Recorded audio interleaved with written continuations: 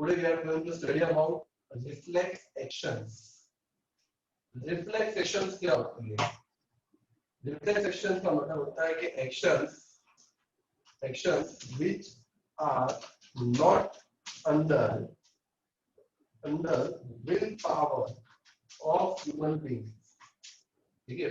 या anyone जो हमारे विल पावर में नहीं होती, मतलब ऐसी एक्शंस जिसको हम कंट्रोल नहीं कर सकते, जो ऑटोमेटिकली हो जाती है. ठीक है? अरे एक्शंस को बोला जाता है reflex actions. Action which are not under will power of human being are known as reflex action. Reflex action में ऐसे बहुत सारी चीजें आ जाती है, जैसे कि स्नीजिंग, कफिंग, यॉनिंग. ठीक है? मतलब कि छींक खाना, खांसी खाना, उबासी खाना, इचकी आना, हिकअप्स. ठीक है? ये सारी एक्शन ऐसी है जो हमारे कंट्रोल में नहीं है, हम उसको रोक नहीं सकते. अगर आपको छींक आ रही है तो आप उसको रोक सकते हो क्या? अगर आपको खांसी आ रही है तो ठीक है, और अभी मैं पढ़ा और तुमको नींद आ रही है तो क्या रोक सकोगे? नहीं रोक सकोगे. इसका मतलब एक्शन जो होती है वो ऑटोमेटिकली होती है, हम उसको रोक नहीं सकते. अगर मान लो आप जहाँ पे बैठे हो, गलती से उधर मम्मी ने सुई रख दी है और आप बैठे हो और आपको जोर से सुई चुभी है, तो आपका जो रिस्पॉन्ड होगा वो भी एक रिफ्लेक्स एक्शन है. आप तुरंत ही, आपको जहां पे भी सुई चुभेगी, आप तुरंत ही आपका पैर या हाथ या आपकी कमर हटा दोगे और बाद में रियलाइज करोगे कि हाँ कुछ चुभा, बाद में रियलाइज करोगे. ठीक है? तो ये एक्शन जो होती है वो इतनी फास्ट होती है कि पहले ये काम हो जाता है, सोचे समझे बिना काम हो जाता है, बाद में ये ऑर्डर ब्रेन तक पहुंच जाता है, बाद में संदेश ब्रेन तक पहुंचता है कि हाँ वहां पे किसी ने सुई लगी थी और वो सुई आके मेरे पैर में चुभ गई. ठीक है? ये बात ब्रेन को बाद में पता चलती. ठीक है? बाद में पता चलती. तो इसीलिए ऐसी जितने भी एक्शंस है जो ब्रेन ऑटोमेटिकली करता है, ठीक है, मतलब कि जो हमारी बॉडी में ऑटोमेटिकली होती है विदाउट एनी एनालाइजिंग, जो एनालाइजिंग बिना होता है, कैलकुलेशन बिना होता है, सोचे समझे बिना होता है, ऐसी सारी एक्शन को बोला जाता है रिफ्लेक्स एक्शन. ठीक है? रिफ्लेक्स एक्शन इसी को बोला जाता है. Reflex is a word we use very commonly when we talk about some sudden action in response to something. ठीक है? जब हम सडन रिस्पॉन्स करते हैं, ठीक है, एकदम से रिस्पॉन्स करते हैं और उस टाइम पे हमारा ब्रेन भी हमारे कंट्रोल में नहीं होता है, तब उसको बोला जाता है रिफ्लेक्स एक्शन. जैसे कि I jump out of the way of the bus reflexively, मतलब कि बस एकदम से मेरी तरफ आ रही थी और मैं वहां से हट गया. तो ये क्या है? ये रिफ्लेक्स एक्शन है. ठीक है? रिफ्लेक्स एक्शन है. आपने वो काम कर दिया, आपने देखा कि बस आपकी तरफ आ रही है और आप एकदम से हट गए. कई बार ऐसा होता है कार चला रहा होता है, हाईवे पे जा रहे होते हैं, एकदम से कोई सामने वाला एकदम से लंबा टर्न आता है और एकदम से हमारी गाड़ी को दबा देते हैं. ठीक है? तो ये क्या है? रिफ्लेक्स एक्शन है. फिर जब गाड़ी दब जाती है, वो इवेंट निकल जाता है, तो अब बोलते हो और साला कैसा गाड़ी चला रहा था, तब हम उसको गालियां देते हैं, साला कैसा कैसा कट मार के निकला. जब हम गाड़ी चला रहे हैं और कोई आके लेफ्ट से कट मार के निकल गया, तब तो हम बैलेंस संभाल लेते हैं, लेकिन बाद में बोलते हैं, बाद में उसको 2-3 गालियां देते हैं कि कैसी गाड़ी चला रहा है, मरेगा साला, ऐसे चलाएगा. इसका मतलब ये कि कुछ एक्शन जो होती है वो पहले परफॉर्म हो जाती है, बाद में उसका एनालिसिस किया जाता है. अगर सोचो कि सामने आपकी तरफ एक ट्रक आ रहा है या एक बस आ रही है, तो आप उसको कैलकुलेट नहीं करोगे कि कितनी स्पीड से आ रहा है, कितने वजन से आ रहा है, कितना वजन होगा उसका, कितने स्पीड से मुझे वो हिट करेगा तो मेरा क्या होगा, मैं मर जाऊंगा या जिंदा रहूंगा तो क्या टूटेगा. ये सारी चीजें हम एनालाइज करने लगे तो हम डेफिनेटली बस हमको हिट करके चलिए. इसीलिए ये काम ब्रेन को नहीं सौंपा जाता है, क्योंकि ब्रेन जो होता है वो थोड़ा उसका काम स्लो होता है. कैसे? मैं आपको बताऊं. चलो सब लोग का ब्रेन टेस्ट करते हैं कितना फास्ट है. ठीक है? चलो टेस्ट करते हैं. Brain 235 multiply by 7. चलो का आंसर दो. 235 मल्टीप्लाई बाय 7. ठीक है? इसका आंसर दो. कितना टाइम लगेगा आपको सोच लो. ठीक है? इतने टाइम अगर आपको ये डिसाइड करने में लगा कि सामने वाली जो बस आ रही है वो उसका आपके साथ क्या होगा, ठीक है, तब तक आप देखो अभी तक किसी का आंसर नहीं आया. 235 मल्टीप्लाई बाय 7 मैंने बोला 160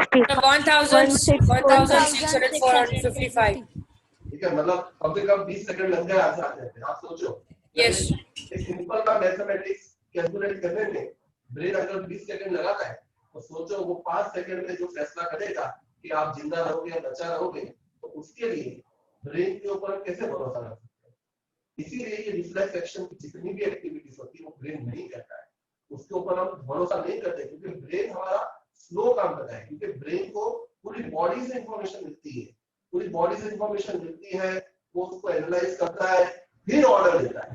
ठीक है, और इतना टाइम करने में जैसे आपने देखा कि जब मैंने 2:35 मिनट लगा 7 बोला, तो तुम लोगों ने पेन ढूंढ ली, कितने लोगों ने पेन हाथ में ली तो बुक ढूंढ ली। सोचो आपने कितनी अपनी ऑर्गन्स को साथ में काम में लगाया। ठीक है, आपने हाथ को काम में लगाया, पैर को काम में लगाया, ठीक है, आंखों को काम में लगाया। ठीक है, ये सारी चीजें काम में लगी, मतलब सारे ऑर्गन सब काम करके ये मल्टीप्लाई करके आंसर लेके आए, तो हमने आंसर दिया। तो ये सारा काम होने में 20 से 25 सेकंड लग गया। ठीक है, तो इसका मतलब ब्रेन हमारा बहुत स्लो है, उसको पूरी बॉडी से इंफॉर्मेशन लेनी पड़ती है, और अगर रोज की ऐसी एक्शन को आप इतना टाइम लगाओगे तो हम कब के मर गए होंगे। ठीक है, तो इसीलिए ये काम ना ब्रेन करता है, ये काम करता है स्पाइनल कॉर्ड, क्योंकि स्पाइनल कॉर्ड सोचे समझे बिना काम कर लेता है, बाद में इंफॉर्मेशन ब्रेन तक पहुंचा देता है। देखो ये स्पाइनल कॉर्ड है, ये वो काम करता है, लेकिन बाद में देखो क्या दिखा इधर, मैसेज टू ब्रेन, बाद में ब्रेन तक मैसेज पहुंच जाता है। ठीक है, रात को अगर आप सो रहे हो 2 बजे, किसी ने आपके ऊपर ठंडा ठंडा बर्फ जैसा पानी डाल दिया, पहला काम क्या होगा, पहला काम तो आप सीधा उठ जाएंगे, खड़े हो जाएंगे बिस्तर से, बाद में देखेंगे कौन था, साला चोर था कि मम्मी थी कि पापा थे। ठीक है, छोटा भाई होगा तो 2 मारेंगे साले को, और मम्मी पापा हुए तो थोड़ा सा नम्र निगरानी से बात करेंगे, और चोर हुआ तो उसको भी ठोकेंगे। तो इसका मतलब सोचने का काम ब्रेन बाद में करता है, पहले ये एक्शन हो जाता है, इसीलिए इसको कहा जाता है रिफ्लेक्स एक्शन। ठीक है, कई बार हमारे साथ ऐसा इंसिडेंट होता है, साइकिल लेके जा रहे होते हैं, एकदम से ऑटो रिक्शा वाला कट मारता है और अपने हट जाते हैं, बोलते हैं हाँ बची गए हो, ऐसा बोलते हैं, लेकिन बाद में बोलते हैं, पहले तो हट जाते हैं बाद में बोलते हैं। ठीक है, तो I pulled my hand back from the flame और I was so hungry that my mouth started watering. ठीक है, ऐसी सब बातें हम बोलते रहते हैं, मैं इतना भूखा था कि मुझे मुंह में पानी आ रहा है। ठीक है, एकदम से मैंने मेरा हाथ हटा दिया। A common idea in all such example is that we do something without thinking about it or without feeling in control of our reaction. Yet these are situations where we are responding with some action to change in our environment. How is control and coordination achieved? Let us consider this further. Take one of the example. Touching of flame is an urgent. जब आप एक flame को touch करते हो, आग को touch करते हो, तो वहां से हाथ हटाना अर्जेंट बात है, क्योंकि अगर आपने एनालाइज करने बैठे, टेम्परेचर सेंस करने बैठे कि ये टेम्परेचर से क्या होगा, मेरी स्किन कितना % जलेगी, तब तक तो हो सकता है कि आधी बॉडी जल जाए। इसीलिए फ्लेम को टच करना डेंजरस तो है ही और अर्जेंट भी है। ठीक है, और in fact for any animal how would we respond to this? One simple way is to think consciously about the pain and the possibility of getting burned. ठीक है, तो सबसे पहला तो क्या है कि हमको ये चीज पता होनी चाहिए कि कितना पेन हो रहा है और कितना पॉसिबिलिटी है कि हमारी बॉडी जल जाए। An important question is how long will it take to tell us? ठीक है, जैसे कि ये चीज अगर ब्रेन को सौंप दी तो ब्रेन तो पूरा कैलकुलेट करेगा, उंगली जल रही है तो उंगली से ऑर्डर देगा, ठीक है, हाथ से ऑर्डर देगा, पैर से ऑर्डर देगा, सारी इंफॉर्मेशन ब्रेन तक जाएगी और ब्रेन उसके बारे में एनालाइज करेगा, 20-25 सेकंड लगेगा, तब तक तो ये आग कितनी बढ़ सकती है। ठीक है, important question how long, the answer depend on how we think. If non impulse are set around the way we have talked about earlier, then thinking is also likely to involve the creation of such environment. Thinking is a complex activity. Thinking complex activity है, ठीक है, सोचना आसान बात नहीं है, सोचना complicated चीज है। ठीक है, क्योंकि सोचोगे तो सारी इंफॉर्मेशन आपको कलेक्ट करनी पड़ती है, ब्रेन के ऊपर भी सारी इंफॉर्मेशन लेनी पड़ती है, और इसीलिए इस टाइम पे ऐसे जब भी कुछ एक्टिविटीज होती है उस टाइम पे हम सोचते नहीं है, सिर्फ काम करते हैं, एक्टिविटी करते हैं। So it is bound to involve the complicated interaction of many nerve impulses from many neurons.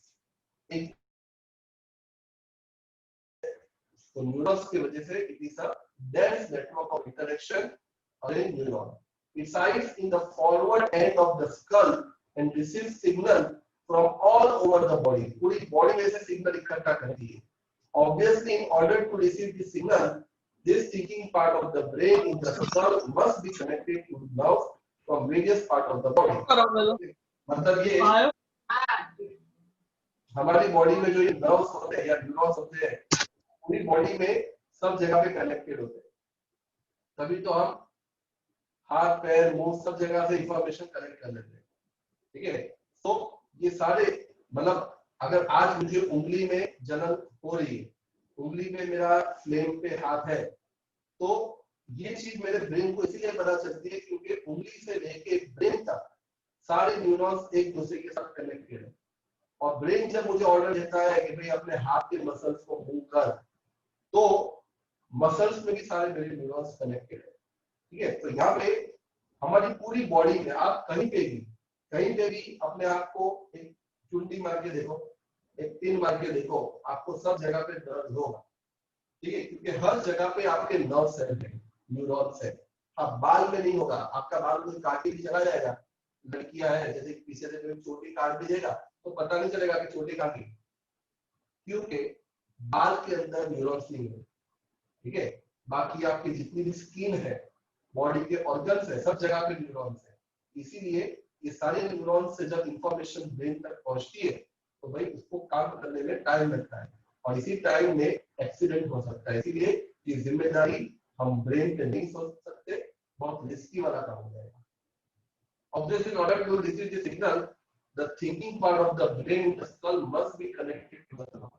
Similarly, if the brain is to instruct muscles to move, then the signals back to the different part of the body. मतलब वही कि जिस तरह से एक neuron sense करके brain तक information पहुंचाता है, वैसे ही एक ऑर्गन इफेक्ट करता है और अपना एक्टिविटी करता है, हाथ पैर को वहां से मूव करता है. मतलब ये जो न्यूरॉन्स है वो पूरी बॉडी में कनेक्टेड है, सेंस ऑर्गन्स में भी कनेक्टेड है, मसल्स में भी कनेक्टेड है.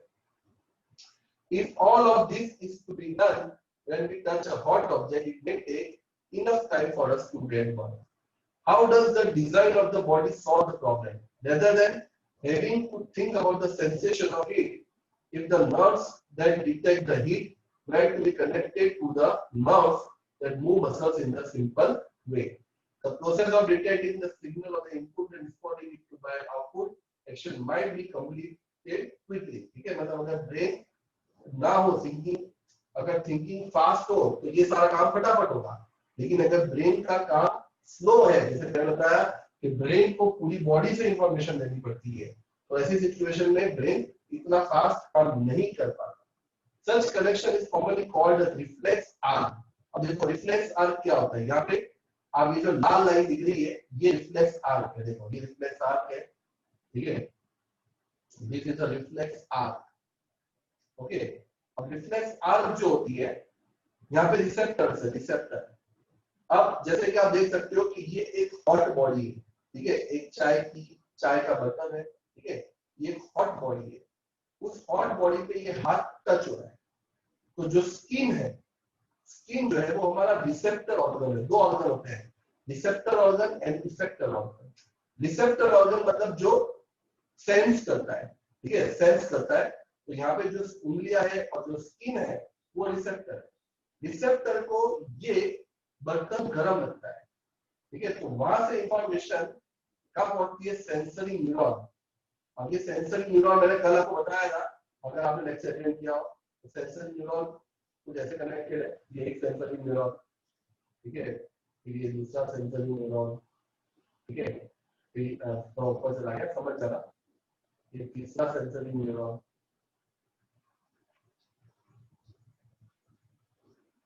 ठीक है. ये तीसरा सेंसरी न्यूरॉन. फिर ये चौथा सेंसरी न्यूरॉन. ठीक है. तो इस तरह से ये सारे न्यूरॉन जो है वो कनेक्टेड है और स्पाइनल कॉर्ड में जाते हैं. ओके. अब ये क्या होगा, अब इसको सेंसरी न्यूरॉन क्यों बोलते हैं, क्योंकि यहाँ पे सेंस होता है. ये सेंस करके ये न्यूरॉन ये बात स्पाइनल कॉर्ड तक लेके जाते हैं. ठीक है. स्पाइनल कॉर्ड तक गई और स्पाइनल कॉर्ड तुरंत ही ऑर्डर देता है with the help of motor neuron. नीचे वाला जो लाल लाइन है, नीचे वाली जो न्यूरॉन है वो मोटर न्यूरॉन है. नाम मोटर न्यूरॉन इसीलिए रखा हुआ है क्योंकि इसका रिस्पॉन्स फास्ट होता है। आप सोचो कि जब आपको एक चींटी काटती है या जब आपको एक सुई चुभती है, आप कितना फटाक से हाथ उठाते हो, ठीक है, कितना फटाक से हाथ उठाते हो, या आप कहीं चल रहे हो, पैर के आसपास छिपकली आ जाती है, कितना फटाक से आप पैर हटाते हो वो आप जानते हो, ठीक है। छिपकली देखी नहीं, पैर हटा दिया, ठीक है। तो इसका मतलब ये कि हमारा जो काम होता है वो इतना फास्ट होता है, इसीलिए ये मोटर न्यूरॉन बोला गया है। इसका नाम सेंसर न्यूरॉन इसीलिए क्योंकि ये सेंस करता है, ठीक है, ये सेंस करता है और ये ऑर्डर देता है मसल्स को। अभी यहाँ पे हाथ में गर्म बॉडी टच हुई है तो इफेक्टर ऑर्गन जो है वो हाथ का मसल है, ठीक है। अगर यहाँ पे पैर में टच हुआ होता तो इफेक्टर ऑर्गन पैर का होता।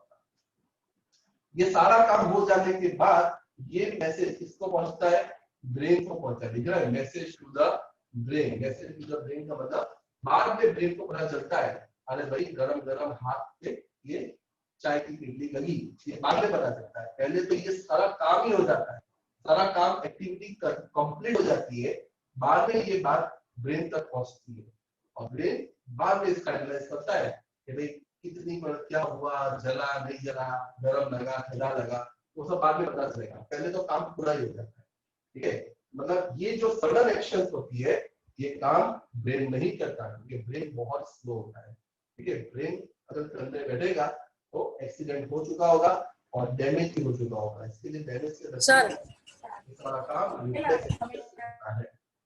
बोलो सर, मतलब पहले स्पाइनल कॉर्ड अपना काम कर लेता है, फिर पता चलता है ब्रेन को, फिर मैसेज करता है स्पाइनल कॉर्ड। ठीक है, ओके सर।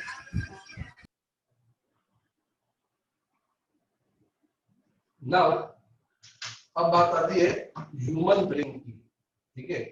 ह्यूमन ब्रेन का मैंने आपको पीडीएफ भेजा है सबको, वो भी लिखना है और उसमें से लगता है ह्यूमन ब्रेन, ठीक है। ह्यूमन ब्रेन की शॉर्ट नोट बहुत इंपॉर्टेंट है इस चैप्टर की, राइट के शॉर्ट नोट और ह्यूमन ब्रेन। तो ह्यूमन ब्रेन का डायग्राम भी इंपॉर्टेंट है, उसके लिए मैं आपको लिंक भेज दूंगा। तो ये आपका ह्यूमन ब्रेन, ठीक है, दिस इज ह्यूमन ब्रेन, कितना मस्त है, ठीक है, इजी है बनाने में। ओके, यहाँ पे तो देखो लीटा ही मानना है, सेरेब्रम जहाँ लिखा है वहाँ लीटा ही मानना है, ठीक है। एक प्रॉपर्ली आपको ये पिंक वाला जिसको थैलामस बोलते हैं ये बनाना है, हाइपोथैलामस बनाना है, पॉन्स और मेडुला ऑब्लोंगेटा बनाना है, ठीक है। मतलब ये इजी डायग्राम, ज्यादा हार्ड नहीं है। ओके, अब ये ह्यूमन ब्रेन की बात करते हैं, तो ह्यूमन ब्रेन का मैं थोड़ा इंट्रोडक्शन दे देते हैं, क्योंकि इसमें कोई इंट्रोडक्शन है ही कोई बात नहीं, ह्यूमन ब्रेन का इंट्रोडक्शन डायग्राम शॉर्टकट डायग्राम दे। अब ह्यूमन ब्रेन के 3 पार्ट है, ठीक है। ह्यूमन ब्रेन के 3 पार्ट है, पहला है फोर ब्रेन, ठीक है, दूसरा है मिड ब्रेन और तीसरा है हिंड ब्रेन, ठीक है। Fore brain, mid brain and hind brain, ठीक है। फोर ब्रेन ये है, देखो ये पूरा फोर ब्रेन है, ठीक है, ये पूरा फोर ब्रेन है, ठीक है। जहां मेरा कर्सर घूम रहा है ये देखो, ये सेरेब्रम फोर ब्रेन है। फिर ये जो है इसका नाम दिया नहीं है, बता दो ये क्या है।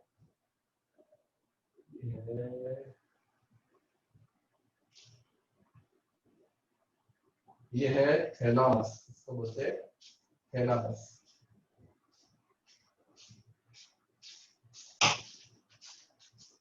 ठीक है, दिस इज थैलामस। और जो पिंक वाला स्ट्रक्चर है वो थैलामस है और जो व्हाइट वाला स्ट्रक्चर है वो हाइपोथैलामस है। तो फोर ब्रेन के 3 पार्ट है, ठीक है। फोर ब्रेन के 3 पार्ट को मैं हाईलाइट कर दूं, कौन से 3 पार्ट है फोर ब्रेन के। एक है सेरेब्रम, सेरेब्रम फोर ब्रेन का पार्ट है, दूसरा है थैलामस, तीसरा है हाइपोथैलामस। ये 3 जो पार्ट है वो फोर ब्रेन के हैं, ठीक है। और हिंड ब्रेन की बात करें तो हिंड ब्रेन की जो पार्ट है वो भी मैं कर देता हूँ। हिंड ब्रेन की जो पार्ट है वो हिंड ब्रेन के कौन से पॉन्स, सेरेबेलम, मेडुला ऑब्लोंगेटा, ठीक है। Pons, cerebellum and medulla oblongata ये हिंड ब्रेन के पार्ट है। और मिड ब्रेन का भी पार्ट ही नहीं है, ठीक है, मिड ब्रेन है बस खाली, मिड ब्रेन में मिड ब्रेन है। जबकि ब्रेन फोर ब्रेन के 3 पार्ट है, जो पिंक पे मैंने हाईलाइट किया है वो फोर ब्रेन के पार्ट है, सेरेब्रम, थैलामस, हाइपोथैलामस। जो हिंड ब्रेन के पार्ट है वो है pons, medulla oblongata and cerebellum. ठीक है, तो दिस इज अबाउट ब्रेन। एक बार रीड कर लो, एक बार रीड कर लो।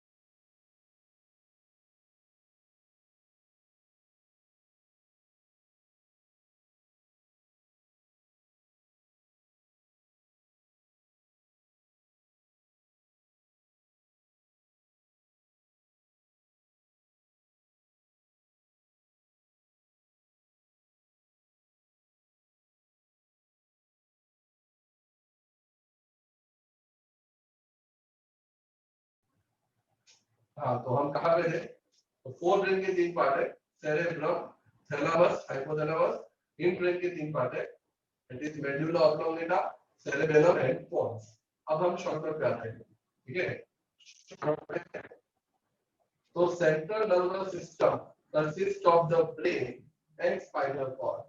जो सेंट्रल नर्वस सिस्टम है, it consist of brain and spinal cord. They receive message from all part of the body and integrate them. ठीक है, पूरी बॉडी में से इंफॉर्मेशन मिलती है और फिर इंटीग्रेट होती है। इंटीग्रेट मतलब ऐड होती है।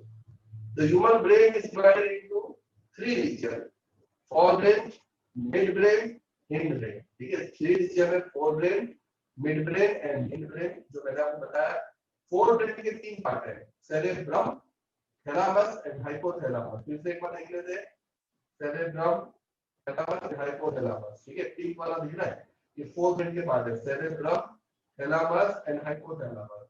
और hindbrain के पार्ट अभी देख लो, pons, medulla oblongata and cerebellum. ठीक है, तो pons, medulla oblongata, cerebellum are the part of the hind brain. Mid brain का कोई पार्ट नहीं है। फोर ब्रेन के तीन पार्ट है, सेरेब्रम, थैलामस, हाइपोथैलामस। ठीक है, हिंड ब्रेन के तीन पार्ट है, cerebellum, pons and medulla oblongata. अब हमको ये सबके फंक्शन करने हैं। ठीक है, जब हम ये सारे फंक्शन पढ़ लेंगे तो शॉर्टकट खत्म हो जाएगी। तो सबसे पहला आता है सेरेब्रम। चलो एक बार फिर से सेरेब्रम को देखते हैं। सेरेब्रम क्या है? तो सेरेब्रम जो है, कहाँ गया सेरेब्रम? सेरेब्रम आपको दिख रहा होगा। हमारे पूरे ब्रेन का सबसे बड़ा पार्ट किसका है? सबसे बड़ा पार्ट क्या है? सेरेब्रम। सेरेब्रम। ठीक है, सेरेब्रम हमारे ब्रेन का सबसे बड़ा पार्ट है। और ये जो सेरेब्रम है, इसके चार अलग अलग हिस्से हैं। चार अलग अलग, मतलब सेरेब्रम को हम चार पार्ट में डिवाइड करते हैं। अब ये चार पार्ट में इसलिए डिवाइड करते हैं क्योंकि चारों पार्ट जो है वो अलग अलग फंक्शन के लिए रिस्पॉन्सिबल है। ठीक है, अब आपको मैं एक बात बता दूं कि जो हमारा फोर ब्रेन होता है, उसमें ज्यादातर जो एक्टिविटीज होती है वो ऐसी एक्टिविटीज कंट्रोल होती है जो मतलब लाइफ के लिए जरूरी है, लेकिन इतनी जरूरी नहीं कि इंसान उसके बिना रहे नहीं। लेकिन जो हिंड ब्रेन होता है वो बहुत ही डेलिकेट पार्ट होता है। मतलब अगर किसी का हिंड ब्रेन डैमेज हो जाए ना, तो 2 सेकंड में इंसान वहीं का वहीं मर जाएगा। अगर फोर ब्रेन डैमेज होता है तो इंसान शायद दिखना बंद हो जाएगा, सुनना बंद हो जाएगा, पैरालिसिस हो जाएगा, कोमा में चला जाएगा। लेकिन अगर हिंड ब्रेन डैमेज हुआ तो इंसान बचेगा नहीं, उठेगा नहीं, उठ जाएगा। ठीक है, ये बहुत डेलिकेट पार्ट है। ठीक है, तो इसलिए हमेशा कहीं पे भी हम जाते हैं, कोई भी रिस्की वाली जगह पे भी जाते हैं, तो हिंड ब्रेन को हमेशा प्रोटेक्ट करना है। पीछे वाला जो पार्ट है ब्रेन का, वो हमारे को प्रोटेक्ट करना है। ठीक है, कई बार एक्सीडेंट होता है और इंसान ऐसे सीट के बल गिरता है, उल्टा गिरता है, ठीक है, तो अगर जोर से जब चोट लगी तो इंसान मर जाएगा। ठीक है, अगर यहाँ पे कहीं पे लगता है तो इंसान बच सकता है। क्यों बच सकता है, मैं आपको जब पूरा फंक्शन बताऊंगा तो आपको पता चलेगा कि कौन सा हिस्सा कौन सी एक्टिविटी कर रहा है। तो चलो सेरेब्रम की बात करते हैं। सेरेब्रम हमारे ब्रेन का सबसे बड़ा पार्ट है और इसके 4 पार्ट में डिवाइडेड है, occipital lobe, temporal lobe, parietal lobe and frontal lobe. 4 lobe है। ठीक है, तो 4 लोब में दिया हुआ है। देखो, पहला है occipital lobe. Occipital lobe, it has the activity of visual reception. मतलब अगर ये डैमेज हुआ तो आपको दिखना बंद हो जाएगा। फिर आप आई स्पेशलिस्ट के पास जाके चेक कराओ तो आंखें आपकी एकदम परफेक्ट चकाचक चल रही होगी, लेकिन जो आई से ब्रेन तक जो सिग्नल पहुंचता है वो ही नहीं पहुंचेगा। इसके वजह से आपको दिखना बंद हो जाएगा। अभी हाल ही का एग्जांपल मैं दूं, मेरे रिलेशन में मेरे से बड़े हैं, अभी लॉकडाउन में काम धंधा नहीं था तो दुकान के बाद क्रिकेट खेल रहे थे, तो जोर से शॉट आया और सिर पे लगा बॉल। ठीक है, तो बॉल लगने के बाद उसको दिखना ही बंद हो गया। ऐसा नहीं कि बॉल आंख पे लगा था, बॉल सिर पे लगा, उसको दिखना बंद हो गया। आज उस चीज को महीना जैसा हो गया है, अब वो बोलता है कि मुझे 10% जैसा दिखता है, बाकी उसको कुछ दिखता नहीं है। मतलब वो बंदे का सेरेब्रम का ऑसिपिटल लोब गया, ऑसिपिटल लोब डैमेज हुआ। ऑसिपिटल लोब डैमेज हुआ तो दिखना बंद हो जाएगा। It has activities of visual reception. ठीक है, ऑसिपिटल लोब डैमेज हुआ तो दिखना बंद। टेम्पोरल लोब डैमेज हुआ तो ऑडिटरी रिसेप्शन। ऑडिटरी का मतलब ऑडियो, ऑडियो मतलब सुनना, कानपुर में हड़ताल हो जाएगी, आप कितना भी ढोल बजाओगे सामने वाले को सुनाई नहीं देगा। Auditory reception. पैरिएटल लोब, अगर ये डैमेज हुआ तो जो आपको स्मेल आती है, जो टच पे पता चलता है कि हॉट बॉडी है, सॉफ्ट बॉडी है, रफ बॉडी है, temperature, hot body, cold body, ये सारी चीजें बंद हो जाएगी। ठीक है, आपको फील नहीं होगा। मतलब यहाँ पे क्या होगा, स्मेल आना बंद हो जाएगा, टच, टेम्परेचर कुछ पता नहीं चलेगा। ठीक है, लेकिन जिंदा रहोगे, पैरालाइज हो जाएगा। ठीक है, मतलब पैरालाइज होना, पैरालाइज नहीं होगा, लेकिन आपको पता नहीं चलेगा कि आप क्या टच कर रहे हो, गर्म बॉडी को टच कर रहे हो, ठंडी बॉडी को टच कर रहे हो। ठीक है, तो ये पैरिएटल लोब। टेस्ट भी नहीं पता चलेगा। टेस्ट भी पता नहीं चलेगा। फ्रंटल लोब, फ्रंटल लोब में मस्कुलर एक्टिविटीज है। मस्कुलर एक्टिविटीज मतलब जो हाथ पैर हिलते हैं, वो हाथ पैर हिलते हैं, वो सब बंद हो जाएगी। मतलब जिसका पैरिएटल फ्रंटल लोब गया वो पैरालिसिस हो जाएगी, वो बॉडी की एक मसल्स को भी हिला नहीं पाएगा। ठीक है, तो ये एक्टिविटीज ऐसी है जिसके बिना इंसान जी सकता है, लेकिन ऐसा जीना भी तो क्या जी। ठीक है, जिससे दिखे नहीं, सुनाई ना दे, ठीक है, सेंस ना कर सको, या मस्कुलर एक्टिविटीज किसी के ऊपर बड़ो, मतलब किसी के ऊपर बोझ बन जाए। ठीक है, तो फोर ब्रेन से इंसान को ये सब डैमेज हो सकते हैं। तो फोर ब्रेन पे जो सेरेब्रम है वो इतना बड़ा है तो उसके 4 पार्ट किए हुए। पहला पार्ट ऑसिपिटल लोब, ये विजुअल रिसेप्शन मतलब देखने में मदद करता है। सेकंड है टेम्पोरल लोब, जो सुनने में मदद करता है। पैरिएटल लोब, जिससे हमको स्मेल, टच, टेम्परेचर ये सब चीज फील होती है। फ्रंटल लोब, जिससे मस्कुलर एक्टिविटीज कंट्रोल होती है।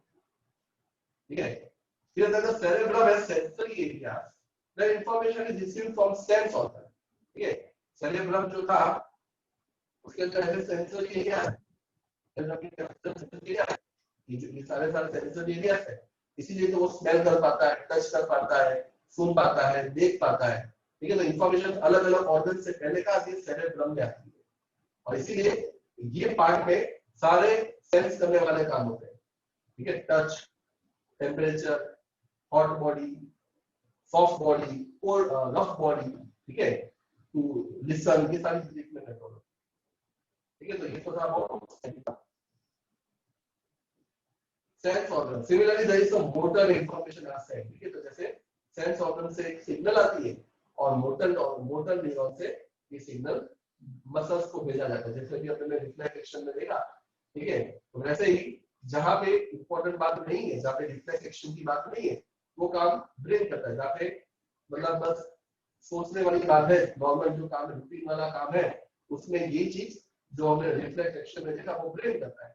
सेंसरी न्यूरॉन्स उसको इंफॉर्मेशन देते हैं और मोटर न्यूरॉन से वो काम करता है with the to the effector organ. अब आता है second part of the brain, मतलब कि फोर्थ ब्रेन का दूसरा हिस्सा थैलामस। थैलामस जो है it is present at the center of forebrain, center of forebrain, where all sensory information that reaches cerebral hemisphere passes to the thalamus. ठीक है, अब देखो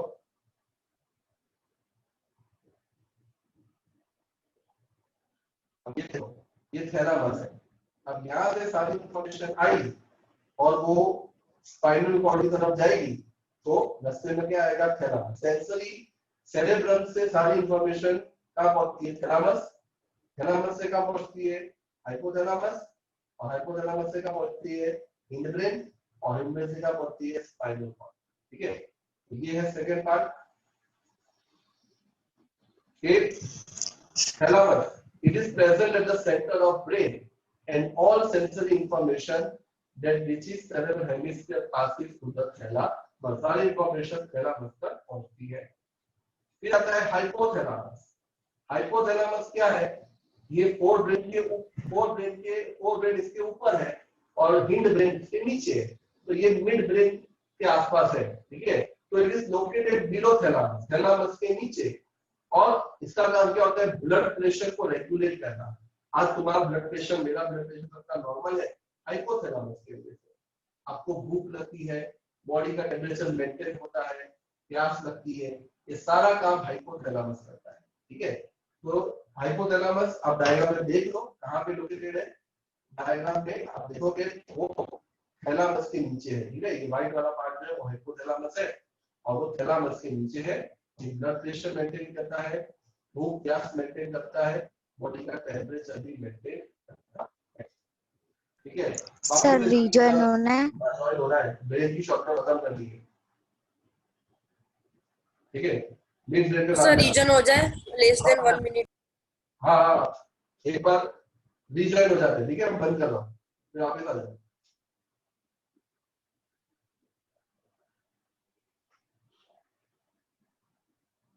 मिड ब्रेन। ठीक है, तो मिड ब्रेन में ज्यादा कुछ है नहीं। मिड ब्रेन का होता है फोर ब्रेन के नीचे और हिंड ब्रेन के ऊपर। इसका तो नाम ही मिड ब्रेन है, तो मिडल में होता है, तो it is present between fore brain and hind brain. और हिंड ब्रेन के तीन हिस्से हैं। ठीक है, हिंड ब्रेन के तीन हिस्से हैं, कौन से हैं? तो ये तीनों बहुत डेलिकेट होते हैं। मतलब जैसे मैंने बताया कि जो हमारा हिंड ब्रेन है बहुत डेलिकेटेड है, क्योंकि के ये सारी इनवॉलंटरी एक्टिविटी करता है। जैसे कि ब्लड प्रेशर को कंट्रोल करता है, ब्रीथिंग को कंट्रोल करता है, हार्ट बीट को कंट्रोल करता है। मतलब अगर ये हिस्सा डैमेज हुआ, इतना गया, इतना आदमी उठता नहीं है, उठ जाता है। ठीक है, तो it is the most delicate part of the okay. Cerebellum कहलाता है pons. Pons it regulate the process of respiration. आज देखो, आप जब भी रात को सोते हो अपने आप ही रेस्पिरेशन चलते रहता है। मैं बोल रहा हूँ रेस्पिरेशन चल रहा है, खाना खाते हैं तब भी रेस्पिरेशन चलता है। तो आपको ये चीज की टेंशन ही नहीं लेनी है, क्योंकि काम कौन कर रहा है? पॉन्स कर रहा है, ऑटोमेटिकली रेगुलेट कर रहा है। अगर ब्रीथिंग फास्ट हो रही है तो उसको नॉर्मल कर देगा, कम हो रही है तो उसको बढ़ा देगा, रेगुलेट करेगा, नॉर्मल रखेगा। ठीक है, सेरेबेलम क्या करता है? It maintains a balance of body and position. आज मैं बैठ के पड़ा हूं तो मेरी बॉडी का बैलेंस सेरेबेलम कर रहा है। जब मैं चलता हूं, जब मैं साइकिल चलाता हूं, जब मैं डांस करता हूं, तब ये सारी चीज सेरेबेलम कंट्रोल करता है। तो सेरेबेलम हमारे बॉडी का बैलेंस मेंटेन करता है। The cerebellum coordinate the movement like dancing, walking, cycling etcetera. Medulla oblongata क्या करता है? तो it control the activity like coughing, जो कफ करना, स्नीज करना, स्वेलो करना, सलाइवा क्रिएट करना एंड वॉमिटिंग, इस तरह की सारी एक्टिविटीज मेडुला ऑब्लोंगेटा करता है।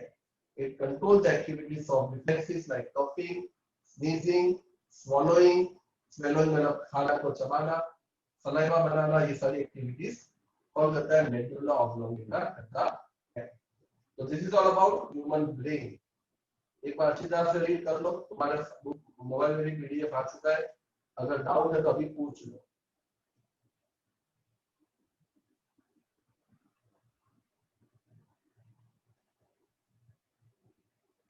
सर थोड़ा स्क्रॉल करो ना नीचे के ऊपर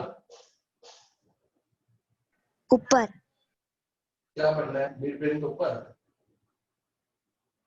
बस बस। बस।